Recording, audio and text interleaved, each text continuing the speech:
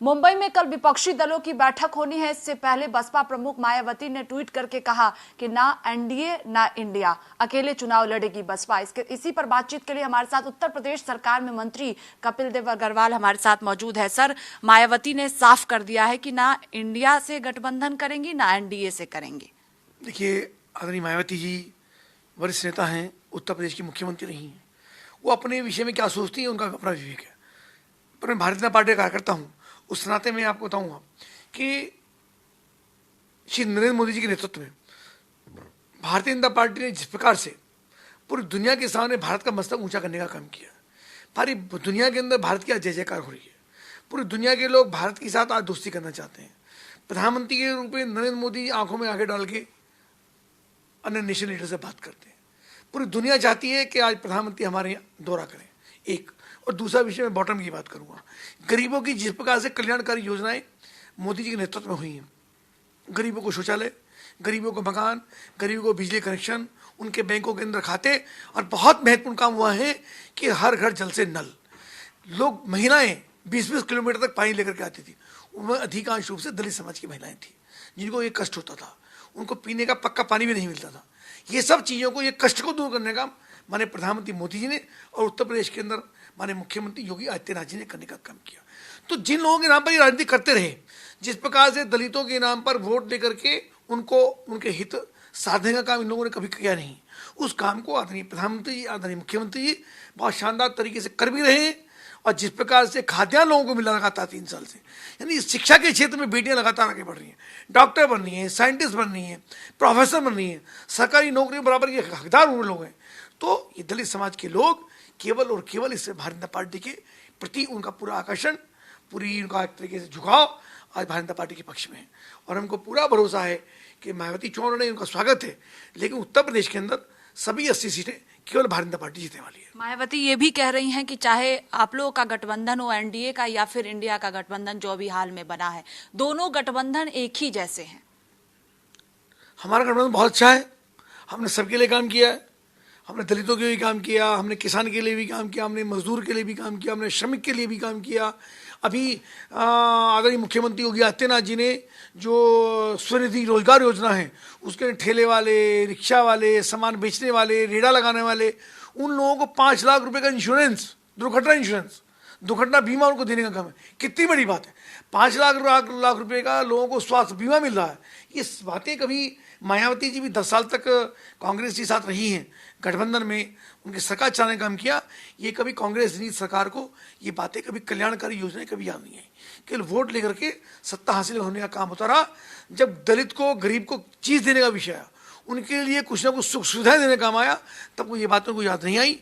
माने प्रधानमंत्री जी ने जिस प्रकार से जल कल्याणकारी योजनाएं उत्तर प्रदेश के अंदर, हिंदुस्तान के अंदर लागू करना और केवल लागू करके धरातल उतारने का काम किया, उससे जनता हतप्रद है, बहुत प्रसन्न है। और हमको पूरा भरोसा है कि सबका स्नेह और आशीर्वाद भारतीय जनता पार्टी को मिलेगा। लेकिन सर, बैठक से पहले जो मायावती ने फैसला किया, आपको लगता है कि इससे भारतीय जनता पार्टी को ही फायदा 2024 में होगा? क्योंकि अगर इंडिया का हिस्सा मायावती बनती तो कहीं ना कहीं आपको नुकसान होता, ये लगता है आपको?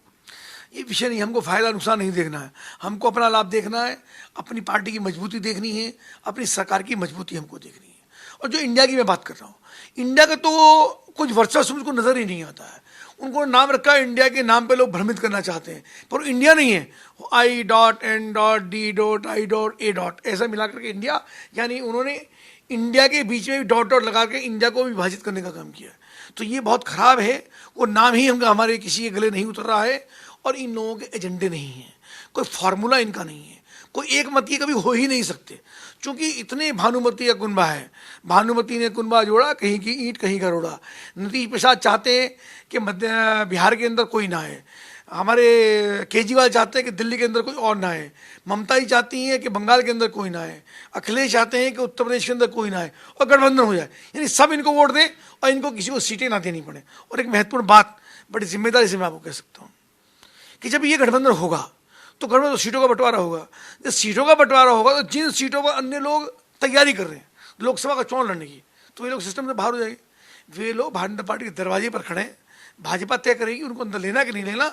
ये देखना, इनकी पार्टियों के अंदर भी टूट होगी, इनकी भगदड़ मचेगी, और ये सब लोग भारतीय जनता पार्टी की तरफ आकर्षित होंगे। एक सवाल ये भी है लेकिन सर कि INDIA के जो नेता हैं, कई नेता, अखिलेश यादव की बात करें, ममता बनर्जी की बात करें, नीतीश कुमार की बात करें, कह रहे हैं कि 2 मीटिंग हुई है, अब तक बीजेपी वाले घबरा गए हैं, अभी तीसरी मीटिंग होने जा रही है मुंबई में। हमको तो लगता नहीं है घबराहट कोई विषय नहीं है घबराहट का।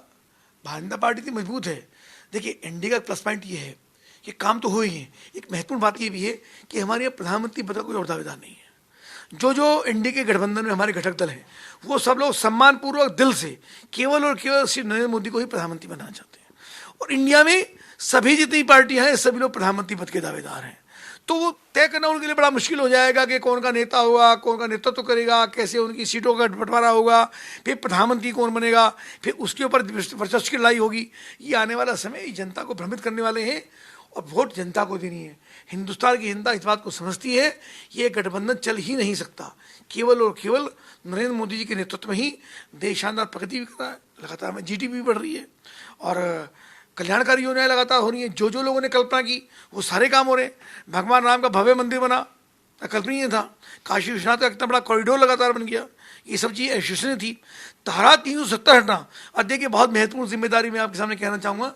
मैं पश्चिम उत्तर प्रदेश से आता हूँ, मैं मुजफ्फर से विधायक हूँ। हमारे पश्चिम उत्तर प्रदेश के नौजवान बड़ी संख्या में सेना में भर्ती होते हैं। अभी हमारे सेना की भर्ती थी, 10-10 हज़ार नौजवानों ने प्रतिदिन इंटरव्यू देने का काम किया। ये वजह केवल नौकरी पाने के लिए नहीं होती, ये एक जज्बा है युवाओं के अंदर कि हमको देश की सीमा में जा करके हमको सेना में भर्ती होना है। रोजाना लाशें आया करती थी। कोई दिन नहीं होता था जिस दिन पश्चिम उत्तर प्रदेश के किसी न किसी जनपद में 1 या 2 लाशें वहाँ से आतंकवादियों के द्वारा उनकी हत्या करके न आती हूँ। आज मैं गर्व के साथ ये बात कह सकता हूँ कि आदरणीय प्रधानमंत्री नरेंद्र मोदी के नेतृत्व में, आदरणीय गृहमंत्री अमित शाह जी के नेतृत्व में जब से धारा 370 हटी है, कश्मीर के बॉर्डर से, पाकिस्तान के बॉर्डर से नौजवानों की लाशें आना बंद हो गई। ये बड़ी उपलब्धि मोदी जी की और अमित शाह जी की है, जिसको हम कोई भुला नहीं सकते। और पूरा उत्तर प्रदेश मोदी के नेतृत्व में भारी मतों से भाजपा को जिताने वाला है। आप उपलब्धियां गिना रहे हैं। आखिरी सवाल है मेरा कि कल अखिलेश यादव घोसी उपचुनाव में प्रचार करने के लिए पहुंचे हुए थे। कहा गया अखिलेश यादव की तरफ से कि सरकार के जो मंत्री हैं कोई काम उत्तर प्रदेश में नहीं किया गया, इसलिए सभी मंत्री घोसी में उतरे हुए प्रचार के लिए। अब अखिलेश जी मुख्यमंत्री रहे, आदरणीय मुलायम सिंह यादव जी मुख्यमंत्री रहे, तो अगर उन्होंने काम किए होते तो फिर उनकी सरकार सिस्टम से बाहर क्यों होती। 2014 में हारे, फिर 17 में हारे, फिर 19 में हारे, फिर 22 में हारे। तो यानी हम काम करें तभी लगातार हम रिपीट हो रहे हैं। तो और जहाँ तक चुनाव की बात है, चुनाव तो लोग आएंगे ही। जब चुनाव चल रहा है तो हमारी जिम्मेदारी चुनाव हमको जीतना है। तो प्रत्येक समाज के प्रत्येक व्यक्ति के पास जाना है। तो अलग अलग प्रकार के लोग जिसका जैसा प्रभाव है, जिसका जैसा संबंध है, वहाँ जा रहे हैं। अब देखिए घोसी का चुनाव भारतीय जनता पार्टी के लिए बहुत ही महत्वपूर्ण चुनाव है। हमने रामपुर जीता है, समाजवादी पार्टी छीना हमने आजमगढ़ समाजवादी पार्टी छीना, रामपुर की विधानसभा की सीट हमने समाजवादी पार्टी छीनी है। घोसी भी भारतीय जनता पार्टी ही जीतेगी।